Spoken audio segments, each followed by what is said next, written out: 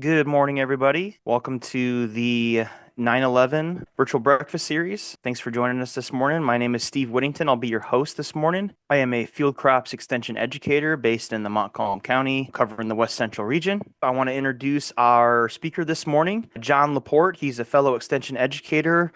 He's a farm business management educator at Extension here, and he's going to give us some really important updates on grain marketing. Hopefully, answer maybe some of your questions about commodity prices, and then we'll move into Jeff. So, without any further ado, Jon, take it away. All right, thanks, Steve. So we will dive right into where we're at in terms of our grain markets here. One of the things I want to start with this morning for everybody is really taking a look where we've been having our expectations. Over here on the left is a report from USDA. This is their agricultural baseline projections. They do an update, an initial one in November, and then a final one in February. So this one's a little dated at this point. But the important thing is highlighting where we've been. We all know we're coming off of these higher commodity prices on corn.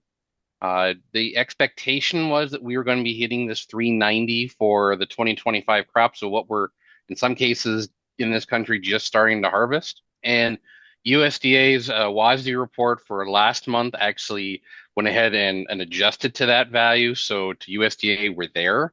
But I don't know that we're necessarily done quite yet in terms of where prices may be going. We may be close to that bottom. Still a lot of uncertainty out there in a couple areas, especially as we think about potential production and whether or not there's this record crop out there that is being talked about. The other thing I want to highlight is kind of where we are right now in relation to this projection. And I should highlight for this projection for USDA, this considers that all things being equal. So status quo, no major shocks anticipated for really a 10-year outlook. And so the expectation here is that as things progress, we eventually will level back up to gaining about 40 cents, where they've been kind of fixated on this $4.30 number here in the latter half of their projection the last couple of years. I think these numbers are going to adjust down when they do their update in November a little bit, and mainly because of what we're seeing right now in the current market structure. Futures right now, we're looking at $4.17 as of close yesterday. Basis is one of the main things that I'm going to kind of keep emphasizing today because that is a huge talking point for this time of the year. A lot of the grain elevators that I've had conversations with, either if I directly ask them or just in passing, they have all been bringing up basis as a concern. Really encouraging people to be looking at locking that in and maybe considering even some forward contracting to lock in that cash price. And you can see for corn that there's averaging right now across the state is about 42 cents. This is as of yesterday. We've got a range of anywhere from 65 cents under the futures to as strong as 19 cents under, depending where you're looking at. Cash prices, though, are feeling that effect, and we're looking at about a $3.75. So if you compare back to this 390, we're about 15 cents below that. And we've got quite the range of where prices are across the state. 352 at the weakest, and then the strongest at about 398. For comparison purposes, I thought it'd be helpful to note that when we actually got to December last year and we started actually selling our grain for that month, the average price we received was $4.23. And so we're about 48 cents below that mark right now with what we can lock in on average across the state here for that December contract. And so there's some differences there. So I expect that we're going to see a little bit lower projection. There is still potential that for higher prices as we move forward. We'll touch on that here a little bit as we get further into this presentation. I want to switch gears though to soybeans. We're looking at November soybeans. Again, this projection from USDA, same idea, 10-year outlook, everything being equal. They expected we were going to kind of bottom out at about $10. I don't know that that's quite going to be reality either by the time they readjust looking forward again. Futures right now we're at 10.25. Basis there is pretty wide too. It's a very similar story to corn, about 60 cents under on average, as weak as 85 cents under or as strong as 30 cents. We've got wide ranges. You know, the weakest price I've seen at this point is a 940. upwards of that 995 for an average of 965. And when you average again compared to where we were at for November's average price last year, we're trailing that about similar to corn. We're at least in terms of there's a difference there. There's about a 19 cents difference from where we're at. So prices are going to be lower this year. We've been kind of expecting that. We've been seeing that in the news. I want to just kind of highlight the fact that this is where we're at right now versus where we expect it to be. We're quite a ways off from this expectation, and so I think we'll see some readjustment for that. These are not when the highest prices typically are, though, for the season, and I'll highlight that a little bit, which is why I think there's some opportunity to still capture some better pricing. Looking directly at futures, I wanted to take a moment. We've got corn here on the left and soybeans on the right. I wanted to highlight just how volatile things have been for really the last 3 months. You can see here, I with this chart, you can see the green where we've had the prices go up and the red where they've gone down. For corn, we have in 3 months, we have moved about 65 cents between all this up and down movement. We've been as low as in that 370 on the futures, as high as that about 430, 435 in places. So we have moved that much in this time span. For soybeans, we've moved as much of a dollar over this time. You can just see all this up and down that's been going on. And so markets are very, very volatile. I don't have really necessarily a strong sense that they're going one way or another at this point. I think they're trying to be more stabilized at this point than anything, as you can kind of see the last couple months where things have been at. That's been more of the case.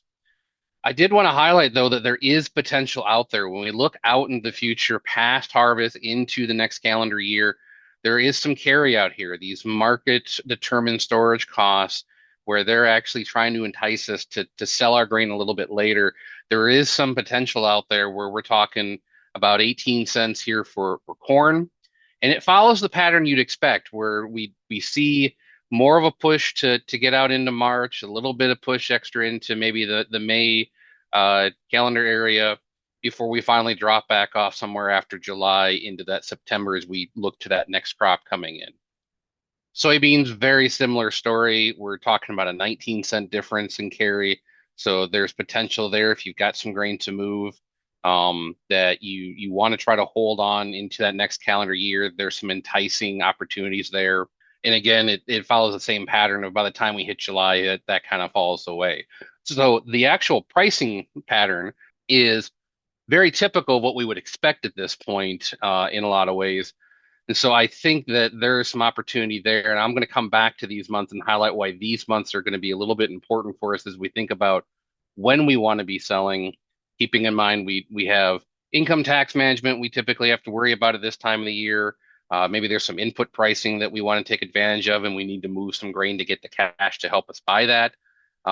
Those type of things are definitely a factor of why we want to still be thinking about moving some grain here in these harvest months, which is when typically most of our grain is sold to begin with. But something interesting I wanted to highlight to everyone was we're always talking about the corn soybean ratio and which one's more profitable. And one of the things that I found really interesting is that ERS, Economic Research Service for USDA, right now is projecting for the 2025 crop that it's actually leaning heavier towards corn. Anything under the ratio of 2.5 favors corn, above is for soybeans. WASDE has been touting about 2.59, so favoring more soybeans. We typically do very well on soybeans in Michigan historically. We've had some better pricing opportunities here. So I wouldn't disbelieve that soybeans have a little bit more of an advantage in terms of the pricing for this year. But what I really wanted to look at was where do we look at going forward to next year using ERS's predictive model. If I plug in these futures prices, I did this last night, we're looking at 2.4 corn and soybean ratio. So still favoring corn at this point, but leaning a little bit more towards soybeans and keeping it really something to look at for next year, especially as we think about not only marketing the crop we're about to harvest, but thinking about moving into this next year and where markets may shift between now and then. Because there's a lot of things that can affect these price trends and the overall direction that we think the markets are going to head. First thing I want to highlight is production, this over under supply. There's a lot of talk about these record yields that we're expecting for corn. I do not expect we're going to have the number that USDA is predicting. I'm questioning whether or not we'll quite hit the number that Pro Farmer has as well. We may still see a record yield. I don't want to say that that's not a possibility because it certainly is. But there's enough question marks with things that have gone on this year. And just going to talk about the weather. There's been a few other issues in field in some of the states that are kind of being downplayed that we don't know yet exactly how widespread they are. And so I expect that there's going to be some shift in terms of that number.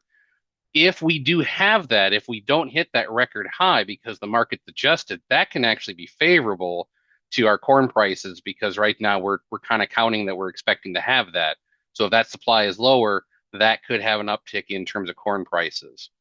We also have to be careful and worry about what's going on with trade. There's a lot of talk right now about China not buying any soybeans from us. That is important because if one of your major buyers does not buy your product, you suddenly have an oversupply. And so now suddenly we have almost the same net effect as if we had a record crop in soybeans to some extent, or at least a higher yield in soybeans than what we were expecting. Maybe not a record, but that could have the same impact where if we have that oversupply, if we have too much sitting there that we don't have a home for it now, that could actually push these prices on soybeans lower, which maybe is kind of a factor in kind of looking at where some advantages may be as we look to even next year. Because we're in this quandary right now. We have to think about selling the crop we're going to be harvesting, but we're also looking ahead to next year's season as well to some degree. So it kind of goes both ways. Always have to be concerned about global unrest, the conflicts and the wars that we've had going on the last couple of years. We have seen those disrupt a lot of the markets and just the flow of grain that sometimes can make things a little more challenging. Sometimes that works to our advantage, but then there can be other shocks as well. There's a lot of folks looking at the Mississippi River and worrying about where the water levels are. We're not quite in the concern area we've been the last couple of years, but it's at a point they're already looking at it, and that can create some challenges to moving grain that then actually impact some of the ability to actually get it to the market, and then impact what we actually have quote unquote available to supply. One of the things I also wanted to touch on today was just thinking about some of the tools to be thinking about using as we're going into the fall, and then also as we start turning into the calendar for the next year, getting into that January, February time season. I use this part of our pricing decision chart. I want to be upfront. I do not expect to see futures make this big beeline, skyline trend. I use this mainly to illustrate the graphic that I think this widening of basis is a concern. And because I've had that brought up to me by enough grain elevators, I've had producers bring it up to me. I've been kind of tracking it myself. There is certainly a concern about where basis is going to be. And if we have higher yields on corn, if we have an oversupply on soybeans, that's going to put more pressure on basis because those elevators got to figure out what they're going to do with it. And they're not going to be as willing to take grain at that point, which is probably partially why we're seeing that large carry between December and March in futures right now as well, because even futures, we're worried about this oversupply. And so the first thing that I would encourage people to think about is looking at this idea of using a basis contract where you're actually going to lock that in, leave futures to kind of float for a while and see where it goes. If you have a strong basis, and this is really important that you look at your local grain elevator, and if you've been working with them, you've got an idea what is typically their normal or average basis. If you've got something close to that or a strong basis, you want to be considering locking that in just to be able to secure that aspect of it because we have a lot of potential for that to still widen out and weaken as we go along the next couple months. We are in tax season too. We're in that point where we got to worry about managing income taxes. Forward contracts are still a good option. I'm not going to sit here and profess that we're going to have profitable prices are out there, but this may be a case where we're trying to minimize losses and at the same time set ourselves up for being able to operate next year. We haven't spent a lot of time talking about fertilizer prices, but there's opportunities there. I think that people want to be looking at maybe locking some of those in. Again, maybe moving some cash for that, or you may be in a case where because of things have been so expensive that you need to move some cash just to keep your income tax liability in line. And so this can still be a wonderful tool to use. As we get into the next year, we scroll over into January, maybe even in December, start looking forward. Some of these minimum price or min-max combination style programs that are out there, something that provides a price floor, but gives you a little bit of upward potential to see where prices can go, especially as you're looking at carry out there in the futures market, is really something to be considering. There are fees to using that. You need to account for those fees and how the elevator is actually calculating that. Everyone's a little different on how they handle those things. There is a fee to using a basis contract as well. So pay attention to those fees as you're thinking about what tools to use. I'm going to mention futures and options as something to consider. It's not something I usually rely on as a go-to for producers. They can be very complicated. You have to work with a broker to be able to handle a lot of that. Some people are can do that themselves. It is not something that everybody is equipped to handle. And so that's why I don't usually say it's not my first choice to recommend, but it is something to consider because you can actually utilize futures and options to help mitigate some of these price risks as well. So if it's something you're comfortable with, it's something you're used to using, definitely we continue to follow that practice and look forward on that. Now, this is the question that I told Steve I really wanted to try to get to today because this is probably the biggest question I get all the time is, okay, John, when is the best time to sell this grain? And as anything, it is somewhat a little bit of a challenge year to year how to think about this. So I actually did some research on this, and what I want to highlight here is what we're looking at here is when we think about market year average prices, we hear a lot about that in a lot of different areas now, where we look at what's that price across that whole season. And I went and looked specifically at Michigan and said, what has been our market year average price on average across the last 10 years that we have on record? And then I did a comparison of how many times in each month we have exceeded that average to at least give us some idea of when maybe there's some better opportunities out there. It may not be a great price in that month, but at least exceeded the average. So that means it's maybe a month to be looking at as maybe setting some decision deadlines, not a sell by date, but more of a let's evaluate the market, make a decision. Do we sell right now, or do we maybe move things down another month, go ahead and wait to see if we follow the trends we're seeing to make a later decision? And in the purple bar here, we've got the last 10 years on record, so 2014 to 2023. And then the blue bar is the last 5 years, 19 to 23. And what I want to key in on, as we would expect, that most cases we're not exceeding the average when we're talking about harvest. We typically have our lowest prices in harvest. Where we have really exceeded the average historically have been in February and April. February, we're talking 8 out of 10 years or 4 out of the last 5 years, we have done pretty well beating the average, but we have really beaten the average when it comes to April. We're talking here nine out of 10 years, or really 10 out of 10 years, we have exceeded the market year average. Again, these are Michigan prices in the month of April. I think part of that is global, part of that is global supply and when the major exporters are actually having supply available, certainly plays into that.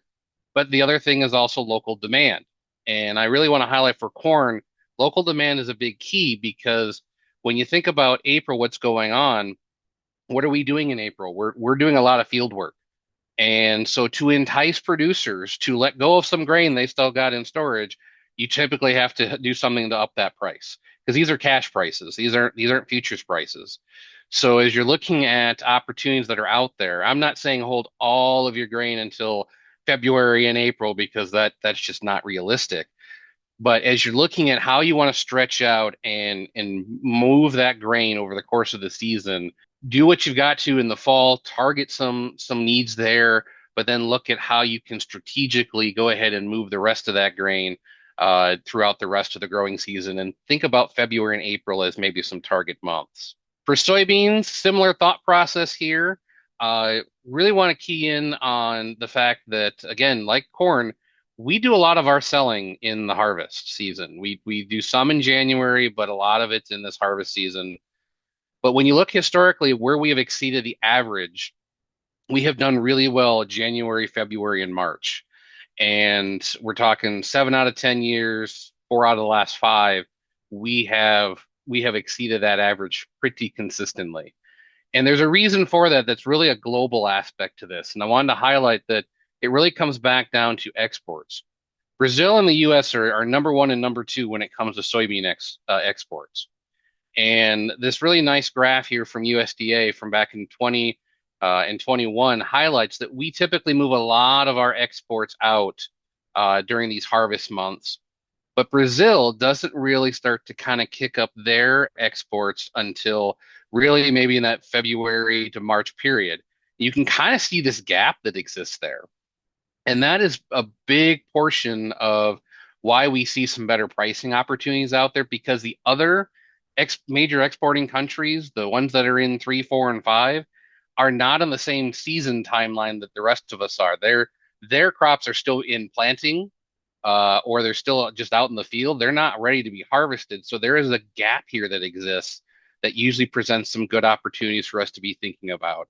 Again, when it comes to taking care of some of those needs in the harvest, definitely need to be thinking about, especially if you've got maybe some storage concerns as well. But something to think about in terms of at least doing some price setting and targeting in terms of, well, let's look at some key times to make some decisions on and see if there's some opportunities that exist. Because this is not a guarantee every year that this is going to be the case, but we've got some pretty consistent data that tells us that those are some key months to look at. So with that, I want to kind of wrap up here some thoughts for everybody. Biggest thing I want to really emphasize is cost of production, identifying those target prices, your break-even prices. You need to know those for any. If that's not your foundation, you're taking some wild guesses, and this is not the year to be taking wild guesses. Definitely get out if you have not performed a yield estimate in your field to know where your baseline is for production. I highly encourage it. If you've never done it before, there are a lot of wonderful and knowledgeable people as part of this program and our field crops team and on campus that know how to do that. There's some great literature from MSU and even our colleagues at Purdue that walk through how to do those. Very, very important to know what you've got to work with going into harvest, at least some kind of idea so you can start doing some maybe pre-harvest marketing and at least get an idea of when you want to start. Um, and then be following those futures prices and basis trends just to kind of see where those opportunities are, especially on the basis side. I think there's going to be some opportunities there. When it comes to setting decision deadlines, looking for those optimal prices, again, I think we're talking about for corn, we want to be looking at moving some of this stuff in that February, April time span. Again, we need to consider a few other factors. Soybeans, January through March, looked really good, but think about storage is always a concern for people, especially if we're looking at record crops, whether it's nationally record or record for you. Storage may be a concern, input needs, and then of course income tax needs as well. Definitely, as you're doing some planning, don't rely on just one tool. I mentioned a couple different options here: basis contracts, forward contracts. There may even be, I didn't mention it, but there may even be a case where you want to use a hedge to arrive, where you're doing the opposite of a basis contract and you're locking in futures instead. There may be an opportunity to look at that as we move along, and I didn't highlight that one just because of the fall time frame we're in, but look at a number of different tools that are out there to kind of help with that. My last thing here, then I will kind of yield the time to Jeff. Want to highlight that we are trying to do some new things around grain marketing here at MSU. We haven't had an in-person workshop in a number of years, at least not since I have been part of Extension, and I think it's been longer than that. So my colleague Nicole Ritchie and I are putting together what we hope is a pilot program called Beyond the Bin, where we're going to be focusing on basics of actual marketing grain. We're going to do a little bit of a twist where we're going to have some pesticide management in there to try to get with those valuable, a valuable RUP credit in there for folks because we all know we need those. But it's going to be a mixture of not just, listen to us talk, but really we're looking to do some hands-on things, especially kind of a back of the envelope style marketing plan when all things are done at the end, but also some intermixed activities. So you actually do some hands-on things around actually working through these processes. So space is going to be a little limited on this one. We're still working out the final details on it. Again, this is kind of a pilot program, so we're just kind of highlighting save the date, December 4th, going to be held at our Van Buren MSU Extension office. and we will be putting more information out on that. And then the other thing I wanted to highlight is we have just released, as of this past Friday, a new self-paced online course. Grain Gains is an introduction to grain marketing. It is online through MSU's D2L system. We are right now doing a kind of an early bird course fee of $25. This is lifetime access for as long as the course is available. We will be upping the price at the end of the year. So this is $25, gets you in lifetime access, and then January 1 we'll actually be moving the price up a little bit. So I've got a QR code here that people are more than welcome to scan, and then I will also include a link to the registration in the chat for those that are looking for that. And with that, I will go ahead and turn it over to Jeff. All right. And I think now, John, we'll move into a question and answer session here. Yeah, there was a couple things that were in the chat that I had missed. I didn't have my chat handy when I was going through trying to run through all that material. Steve, you had asked about explaining basis. So basis, for those that aren't familiar, the difference between the futures price and the cash price is what's called basis, and that essentially is uh, really the cost that your local elevator or your processor is incurring to move that grain. Essentially, it can be based on supply and demand. It can be on hauling, storage, a number of different things. Supply and demand is usually a big factor of it, but there are actual costs that your elevators and processors are going to look at for that. And so that's kind of your local demand indicator. If they're really wanting grain, they're going to lower that basis as far as they can. In fact, even make it positive to where you could actually have a net cash price above futures. And a lot of cases it's negative though, so it's usually we talk about how wide or how weak it is compared to futures versus how narrow or strong it is compared to futures. So that's just kind of a quick thing for basis. I did see another question that I think was talking about when I had the pricing decision tools up. And I think it was related maybe to minimum price and min max combos. The fees on some of those, like the traditional minimum price contract, does use a fee aspect that's very similar to buying like a put or a call option, and that can get a little complicated doing the math on that. That's why I encourage, if you're going to look into some of these more intricate decision tools, which can be very beneficial, definitely walk through the math on how they calculate the fee, because you don't want any surprises when you go to cash that thing in and actually deliver the grain on it. Those were the two that I caught, Steve. Yeah, perfect. So, feel free to drop your question in the chat. John, I love ag economics and everything too. So in lieu of any chat questions we have, I just can go back and forth with you. Oh, Dennis had a question. Wonderful. Question is, any advice for growers that either don't have storage or perhaps not enough storage for the crops that they're growing? What are some of the basic options that they might have, or what would be a good strategy to move into that space? So one of the things that I always encourage is talk to your neighbors when it comes to storage, because not everybody's situation is the same. And there may be some storage available that you can actually rent a neighbor storage out to utilize. There are some cases where I know properties, as strange as it is, that there are cases, they're maybe rarer today than they were maybe 10, 20 years ago.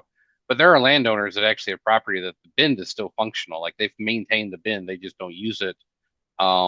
Those are, again, very rare, but I would look kind of locally first at that. The other major one, the one that most people kind of rely on, is what's called this delayed pricing aspect, where you can actually deliver the grain to the elevator, but price the grain later. And that's a very, very common thing that people will utilize when they're short on storage. Some of it, if you don't have enough storage, this comes back to your planning and thinking about, what do I have to maintain? Like, what is my max storage capacity? How much grain do I have to move? If I don't have the option of delivering it to the elevator, to delay or have them actually store it for me, because they may store it for you. The cost for commercial storage is usually higher, but thinking about, and this is where that good baseline on your yield estimates is important, knowing what you've got to work with, what you think you're going to have in terms of storage capacity. You have enough, not a little. Then you can start to think about, when do I need to strategically start moving some grain. But those are some of the common options. Looking locally to see what your neighbors have available. just because you're not on the same boat necessarily. But then also looking at commercial storage as an option to consider as well. Got some more questions rolling in here. Alejandro made a comment in Argentina, 30% of the grain is stored in bags, which is really interesting.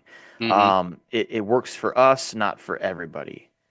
Yeah. So I don't know if you know much about that, John, or I don't. I definitely would say if there's good literature on that or information on how to go, anything that works is an option.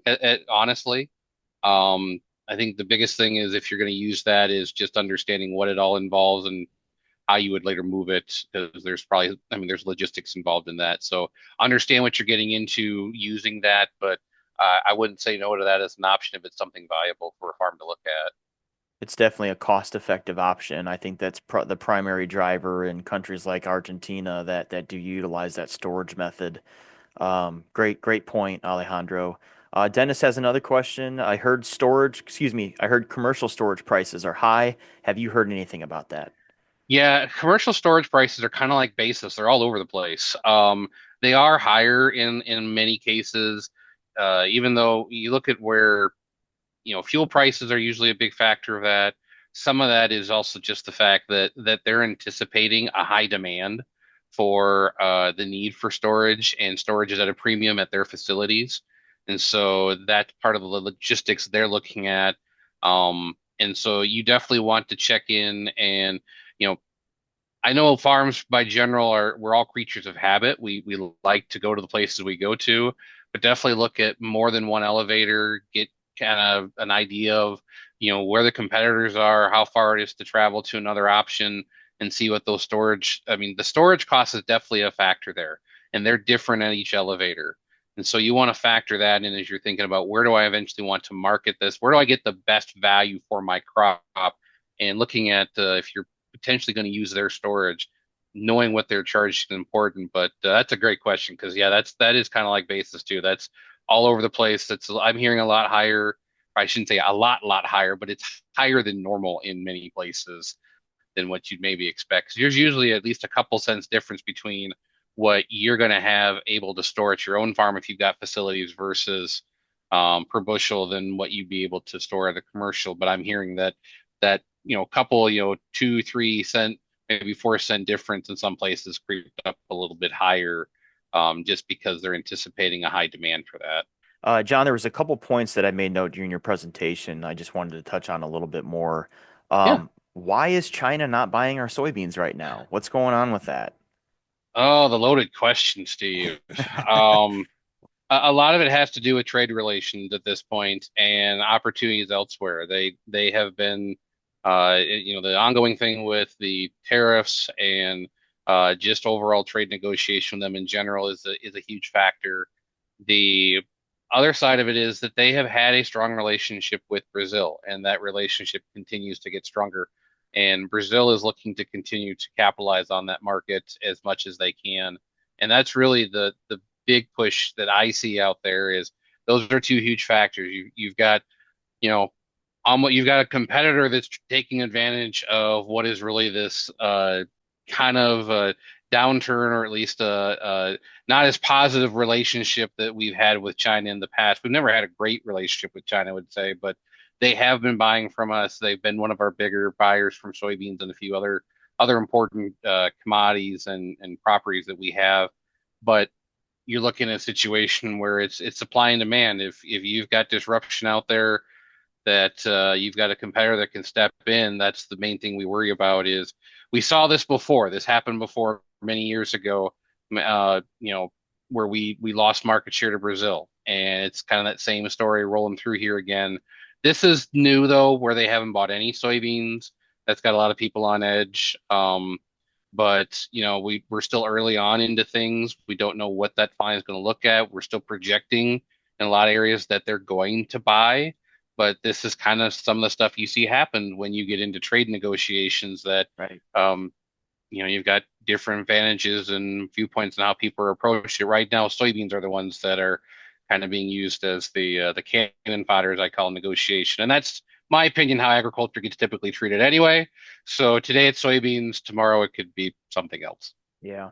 And from what I researched, I think China has filled their grain requirements for imports up to the tune of 95% with other countries besides the U.S.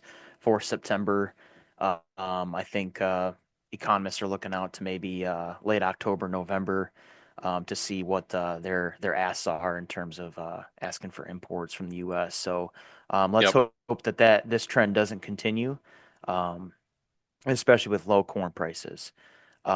With the low corn prices, and much of our operating costs, being over what we can sell the corn for, you made mention that um, you know, understanding what the costs associated with your production are ever more important.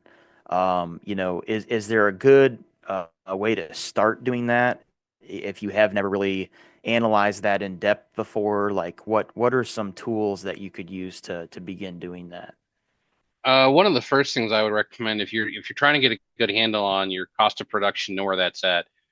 Start back at your farm records. Make sure that you have reconciled that your all of your, if you're using running everything through a checkbook or a farm credit card or however you're managing your finances. Make sure that your records are accounting for all the details that you've got, all your transactions in there, that you have the full scope of what you're looking at, and then having a system, a good record keeping system that you can actually pull that information out and actually look at. In some ways, almost enterprising. If you have a computerized system, it's can be fairly easy to, depending on what you're using, to enterprise and earmark expenses for those crops. At least the major items, you can do some weighted allocation on things like fuel repairs and things, but start tracking the differences between things like seed, fertilizer, and chemicals by crop so that you can actually figure out, well, how much did I spend on my corn? How much did I spend on my soybeans? So that you can start to narrow in on what those target prices really should be to be able to weigh up against what your break even for the farm really is looking at. And it's just spending the time with the information, making sure you got all that detail together is the biggest thing. But then taking the time on the major items to start putting it on the actual enterprise. That I would say if you have never done this before, that is where you would start. There's other steps involved that we've got a lot of resources on to help people to go through that. I would definitely encourage reaching out to a member of our farm business team to walk through that more. Certainly stuff we can help you with. John, I went ahead and put your email contact in the chat. If you have Excellent. more questions on navigating grain marketing as you move throughout the fall and into the winter months, John is a valued member of our team. Even though he's on the farm business team, he very much has a background in field crops and is our go-to contact for all things ag economics related and grain marketing and so forth. So with that, the last just a couple minutes, I'll open up the floor to any of our specialists or educators that have an update. If not, we can go ahead and close out and enjoy the rest of our day. Any updates from the rest of our team? Nothing from me. All right, Chris, thank you. I want to thank everybody for being here this morning. I want to thank Jon Laporte for coming and giving us kind of a state of affairs update for grain marketing. Don't miss next week's last virtual breakfast session. We're going to talk late season weed control with Dr. Christy Sprague. I want to thank everybody for being here and attending this morning's session, and hopefully we'll see everybody next week. Thank you very much.